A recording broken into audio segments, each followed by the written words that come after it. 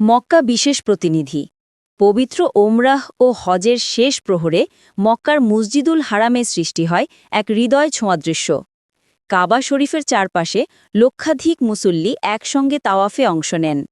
বিশেষ করে হাজেরে আসওয়াদ বা কালো পাথর স্পর্শ ও চুম্বন করার আকাঙ্ক্ষায় অনেক হাজির চোখে আনন্দাশ্রু ঝরে পড়ে। সূর্যাস্তের আগে পরে যখন পবিত্র কাবা ঘিরে শেষ তাওয়াফ সম্পন্ন হয়, তখন বাতাসে ভেসে আসে তেলাওয়াত, দোয়া ও তাকবীরের ধ্বনি। হাজেরে আসওয়াদের দিকে দৌড়ে গিয়ে কেউ কেউ হাত তুলে দোয়া করছেন, কেউ আবার দূর থেকে সালাম জানাচ্ছেন। নিরাপত্তা রক্ষীরা সেই সময় সারিবদ্ধভাবে হাজিদের চলাচল নিয়ন্ত্রণ করছেন, যেন কেউ আঘাতপ্রাপ্ত না হন। হজের শেষ সময় এই তাওয়াফকে অনেক হাজি জীবনের শ্রেষ্ঠ মুহূর্ত হিসেবে মনে করেন। অনেকে বলেন, হাজেরে আসওয়াদের সামনে দাঁড়িয়ে দোয়া করতে পারাটা আমার জীবনের সবচেয়ে পবিত্র অনুভূতি।